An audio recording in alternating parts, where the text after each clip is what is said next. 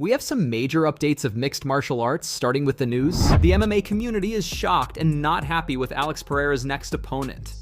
In a recent announcement, Dana White confirmed that the fight between Alex and Khalil for UFC 307 will take place on October 5th. White just recently announced this. What's up, everybody? I got another fight announcement for you. October 5th, we will be returning to Utah at the Delta Center for UFC 307. The main event, Alex Pereira will look to defend his light heavyweight belt against Khalil Roundtree. Pereira is on a tear and looking to make his third title defense this year. Each of his last 3 fights have ended in knockouts, beating previous champs Jamal Hill and Yuri Prohaska twice.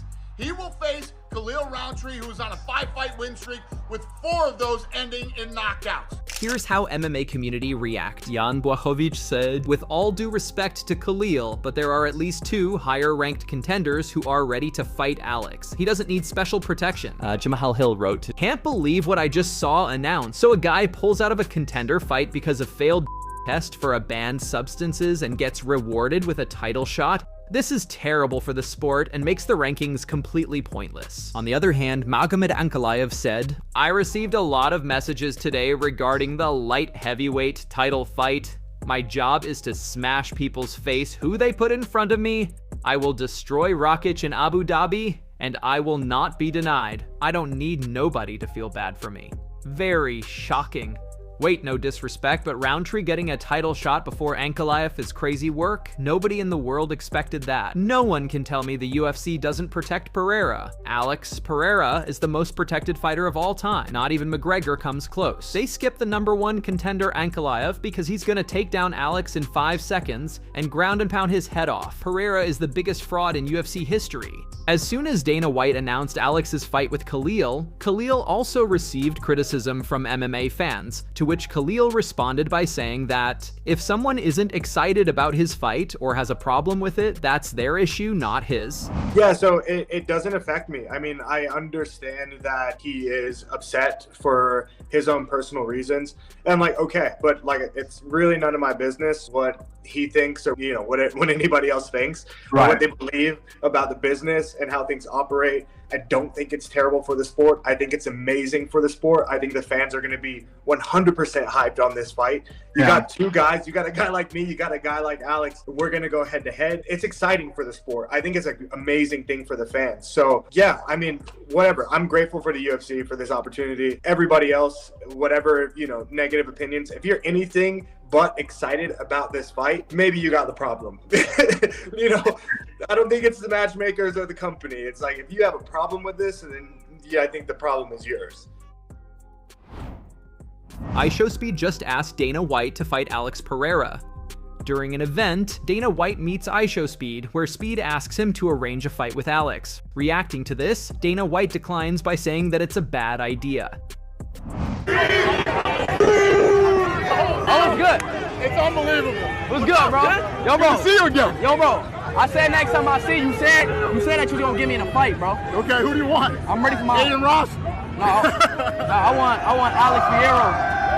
That's a bad idea. Hey, I'm ready, bro. I'm ready for my debut. Have you seen him? No, I haven't. He's here. He's here? I think when you see him, you'll change your mind. No, bro. I'm ready for my debut, though, bro. You gotta message the finesse. Sean O'Malley shares his plans for the near future.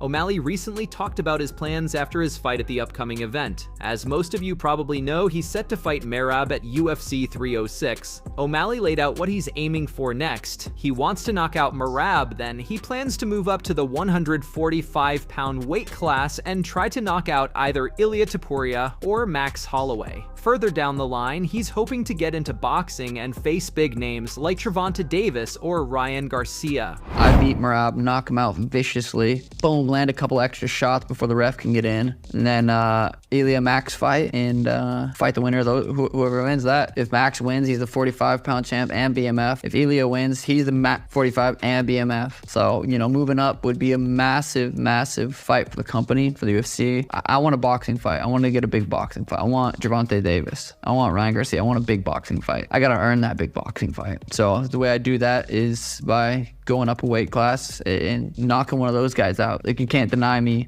a boxing fight if I go out there, knock Merab out, knock Ilia out, or Max out. Like, you can't deny that. You got to give me that boxing fight. People hate when I bring up boxing. They hate it. And I'm fine with that. They hate on it. But if I do that, you got to give it to me. You got to say, okay, you get it. You get that. Yeah. So that's kind of that's kind of where my head's at. It seems like Steve Erceg planned to call out Muhammad Mokaev. Right now, Mokaev's contract with the UFC is up, and Dana White didn't show any signs of wanting to re-sign him at the conference. But lately, there's been something interesting going on with Steve Erceg. During recent talk, Erceg made it clear that he was planning to call out Mokaev as a potential opponent, but only if he had achieved the championship title. Erceg's next fight is in the co-main event of UFC 305. Let's see what he revealed about the potential fight with Mokaev. You know, when he was signed.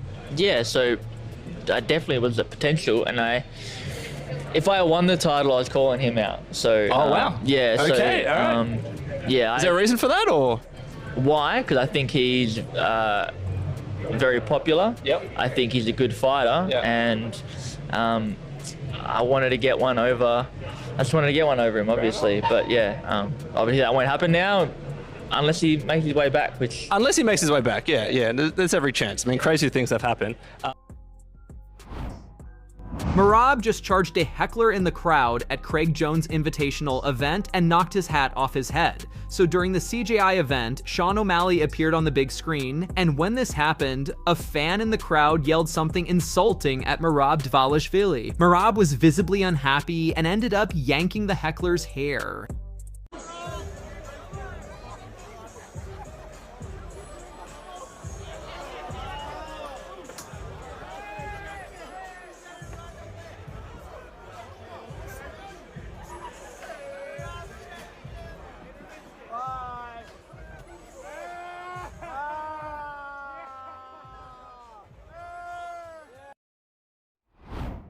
Israel Adesanya shares emotional moment with his mom during UFC 305 press conference.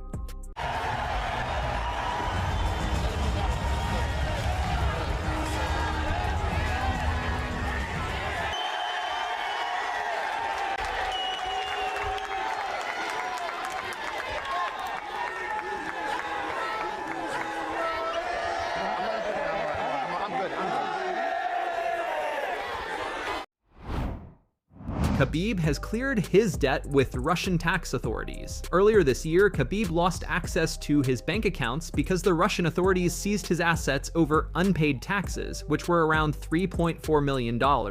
But now, according to several Russian news sources, Khabib has settled his debt with the Federal Tax Service. With this, he's now completely free from the Russian authorities.